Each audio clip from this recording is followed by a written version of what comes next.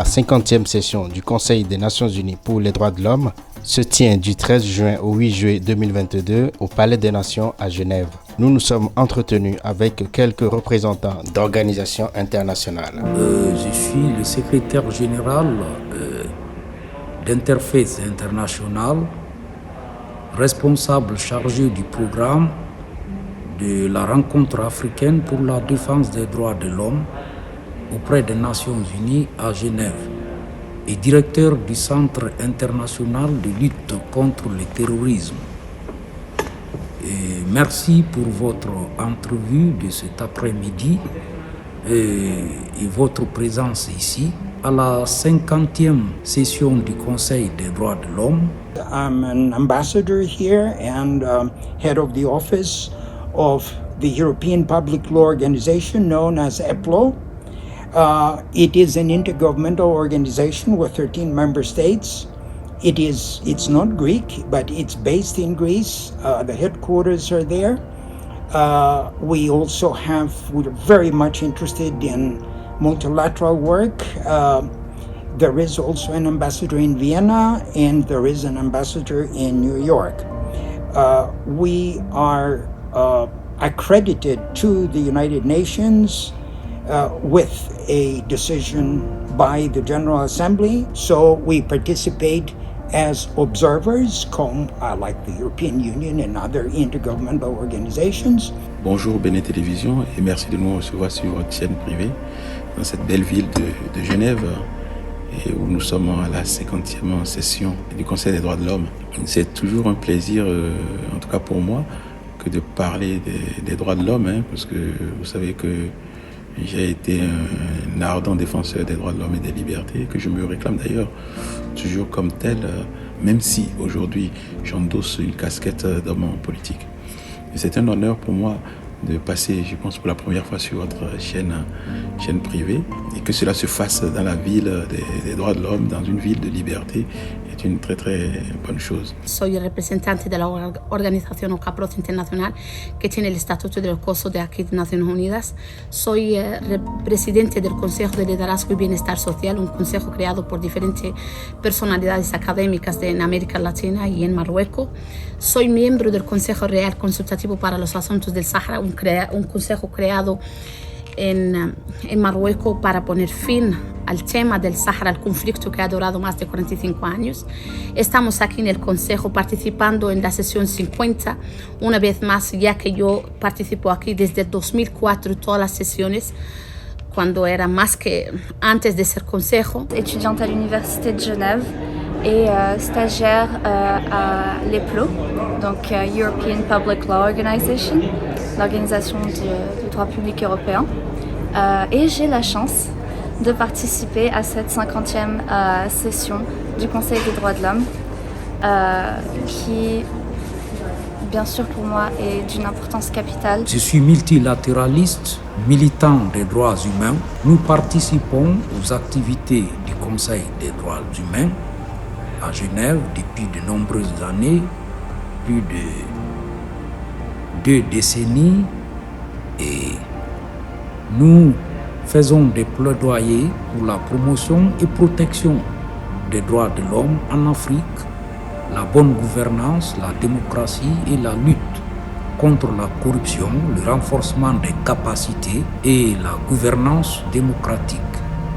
Et aussi, nous touchons également la question des réfugiés, des migrants et le racisme, qui est un sujet brûlant du Conseil des droits humains. I have a law degree from the University of Athens, a master's degree from the University of Utah in economics, a PhD degree from Virginia Polytechnic Institute and State University. I taught as a professor for Radford University in the United States for 5 years, and then I entered the Greek Foreign Service. I did 2 postings in New York.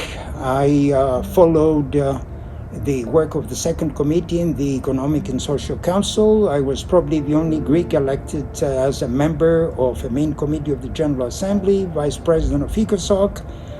And then I went back to Athens, and for 3 years I was going around promoting the candidature of Greece to the Security Council, mainly in Sub-Saharan Africa, Latin America, and many other places. Then I came to the mission in Geneva, and afterwards I was detached to the International Labour Organization, where I was the coordinator of the Western European countries. And after that, I was appointed by the director to open the office here, and that's where I am. En ce qui me concerne, en tout cas en ce qui concerne notre pays, le Bénin, nous sommes un tout petit peu tristes parce que notre pays était l'un des pays les plus cités en exemple pour ce qui est du respect des droits de l'homme et des libertés. Mais malheureusement, depuis quelques années, nous sommes en plein déclin. Quand on regarde un tout petit peu ce qui se passe dans le monde entier aujourd'hui, il y a une certaine perte des valeurs sur le plan des libertés individuelles, sur le plan des droits de se retrouver, de discuter, des droits d'association et autres. Donc le cas du Bénin n'est pas un cas complètement isolé. Aquí porque fui ex víctima de la violación de los derechos humanos, sufrí en carne y hueso las secuelas de la violación de los derechos humanos por parte de los dirigentes del Frente Polisario. Soy un ejemplo de miles de personas que han sufrido en el mundo y principalmente en el Sahara, que sigan sufriendo. Y aquí estamos nosotros una vez más participando, alzando la voz, una vez más para decir, alzar la voz a la comunidad internacional sobre lo que pasa en los campamentos de Tindouf. Yo realmente también estamos aquí para que la gente comprenda y la comunidad internacional sepa que el Polisario no es el representante legítimo y único del Sahara, de los saharauis, sino que existen otros saharauis, que es la mayoría, que defendemos la integridad de nuestro país, la integridad marroquí, y que tenemos un proyecto de una solución justa y real y pacífica, que es la autonomía propuesta por el Reino de Marruecos, que fue aplaudida a nivel internacional por Estados Unidos, por reconocimiento reciente de España, y por diferentes países de África que han abierto sus consulados en las provincias del sur, donde realmente estamos viviendo un avance grandísimo, de avance en el desarrollo económico, social, político, y que realmente nosotros estamos aquí para alzar la voz, para que se pone fin a este conflicto que ha destruido más de 45 años de familias separadas, de gente sufriendo en los campamentos de Tindouf, sufriendo violación de todos los derechos por parte de los dirigentes del Polisario. C'est majeur de pouvoir avoir un espace multilatéral où on peut faire face clairement et confronter en fait les violations du droit de l'homme. Et comme vous le savez, le tableau de la situation des droits de l'homme en Afrique reste encore sombre malgré la participation du continent africain au mécanisme multilatéral du système des Nations Unies. Comme vous le savez, il y a 13 États du continent africain qui sont membres, qui siègent au sein de l'institution du Conseil des droits de l'homme. Mais si vous regardez, vous faites le parcours aujourd'hui, nous militants, il y a une certaine régression de la gouvernance et la démocratie en Afrique. My main activities are to liaise with other organizations and, of course, countries and think tanks, with the civil society. Behrad Diakhar is a good friend of mine. We have organized a number of events together that dealt with Sub-Saharan Africa, the political situation, the transition from an autocratic regime to a democratic regime. So I have been very, very much involved with the political situation in Sub-Saharan Africa, and I believe that small intergovernmental organizations like mine have a certain amount of credibility.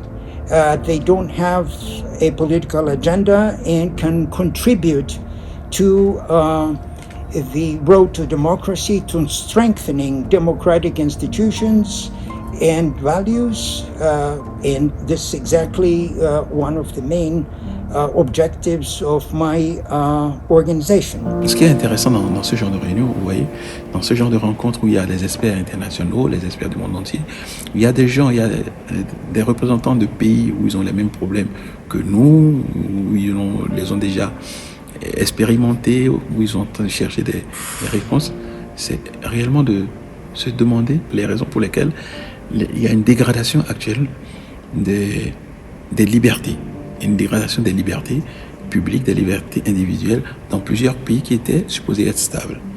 Voilà. Donc il y a une grande réflexion là-dessus actuellement. Et de l'autre côté, il y a des recherches de solutions. Il y a des recherches de solutions et qui font que lorsque des gens comme nous arrivons ici, nous avons au moins une oreille attentive qui nous permet de voir quelles sont les solutions qu'on peut emprunter et transposer chez nous. Le problème du Bénin est un problème assez spécifique parce que c'est un pays où nous n'avons pas l'habitude de ce genre de choses, ce qui fait qu'il y a une certaine passivité du peuple et que tout le monde dit « Oh là là, le peuple béninois ne sait pas réagir ». Je dirais qu'aujourd'hui, j'aime mieux ce peuple qui observe, ce peuple qui cherche des solutions, ce peuple qui essaie de réfléchir à comment faire pour sortir pacifiquement de la situation dans laquelle nous sommes, que les solutions qu'on a vues dans certains pays où la grande muette, pour ne pas la nommer, aller chercher le pouvoir et où on ne sait même pas quand est-ce qu'ils vont laisser le pouvoir. Y también nosotros aquí estamos creyendo, como has hablado con mi colega Biro, con Micheline, con otras organizaciones africanas que están presentando aquí en el Consejo para crear una plataforma de amistad en defender todas las causas justas, promoviendo la promoción y la protección de los derechos humanos y defendiendo todos los temas que concernen nuestro continente africano. Nosotros estamos aquí abriendo, defendiendo y participando en todos los diálogos interactivos para que al alzar la voz sobre el tema también que hay una discusión anual de la comisaria de los derechos humanos y nosotros aquí como organizaciones internacionales estamos alzando la voz para que también se escucha que las ONG tienen una gran importancia porque son los que representan, son los que dan respuestas urgentes a todas las violaciones que pasan en cualquier parte del mundo y lanzan la voz por todas las víctimas. Nosotros una vez más aquí estamos defendiendo nuestro continente y nuestro país. Il est inconcevable aujourd'hui, je viens de la sous-région de l'Afrique de l'Ouest et qu'au Mali, il y a eu des successions de coups d'État après la prise du Nord par les djihadistes en 2012 et depuis cela, les métastases du phénomène du terrorisme islamiste s'est installé dans le Sahel et aucun pays africain n'est à l'abri et le plus grand pays, Nigeria, a du mal à se mettre des attaques de Boko Haram et le Burkina Faso, le Niger et la Guinée, qui est mon pays d'origine, comme vous le savez, il y a eu un coup d'État militaire le 5 septembre dernier à cause de la mauvaise gouvernance. Yesterday, I have attended a very interesting panel discussion at the Human Rights Council, and the question was, what is the contribution, what is the value of resolutions adopted by the Human Rights Council in the field? In other words, we have a developing country where there are violations of human rights, and what can the resolutions or the mechanisms special rapporteurs contribute to? And the discussion was very interesting in the sense that a lot of the participants felt that they could arrest the degradation of human rights that was taking place. They could raise awareness. And two of the participants mentioned that a degradation in human rights could lead to conflict and coup d'etat.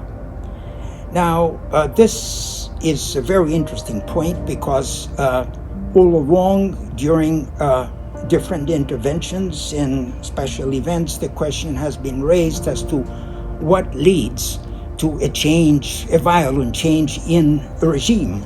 And my question to the participants, one which unfortunately I could not make, is that it is not human rights alone that could lead to conflict. It is the economy, it is COVID, it's the political chaos.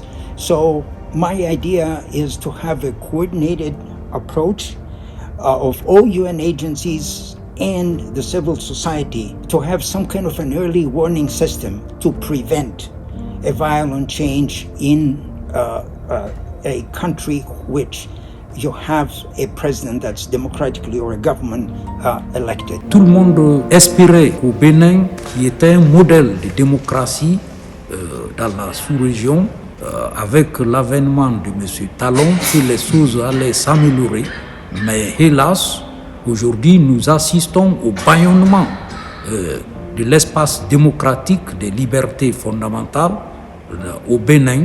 Et il y a une chasse sorcière à toute l'opposition dans le pays. Et c'est regrettable. Et donc la situation doit changer.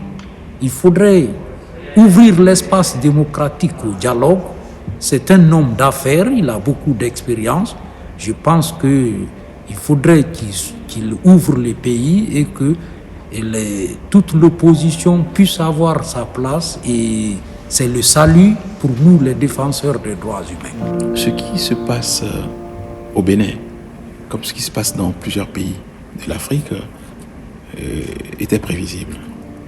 Quand nous sommes sortis de la conférence des forces unies de la nation en 1990, nous n'avons pas travaillé pour qu'il y ait une certaine stabilité sociale. Parce que quand il n'y a pas de stabilité sociale, il n'y a pas de stabilité politique. Nous n'avons pas travaillé pour que, sur le plan de la succession des dirigeants, il y ait aussi une certaine stabilité.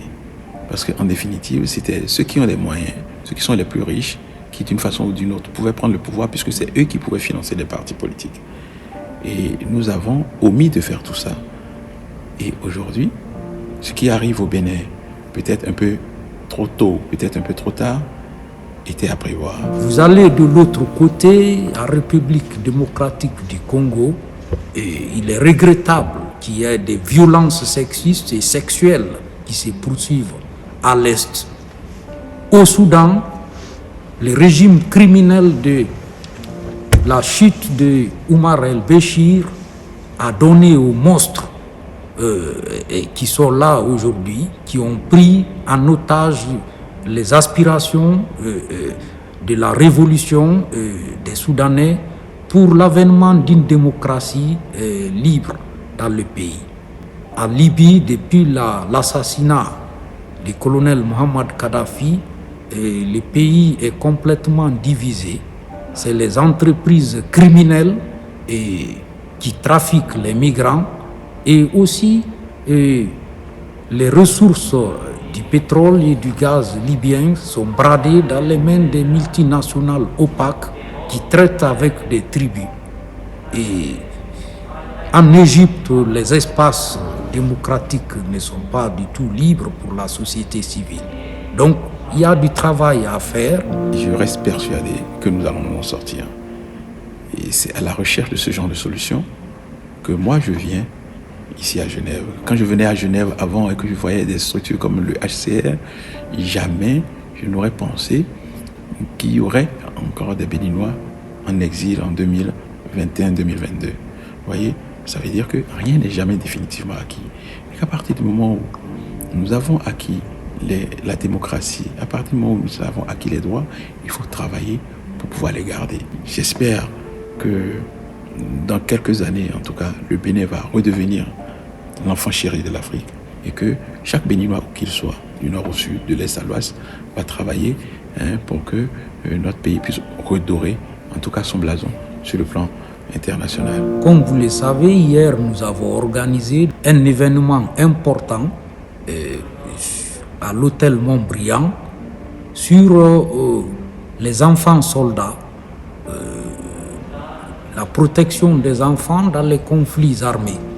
Et malheureusement, et que c'est l'Afrique qui est le continent qui est plus affecté par cette situation.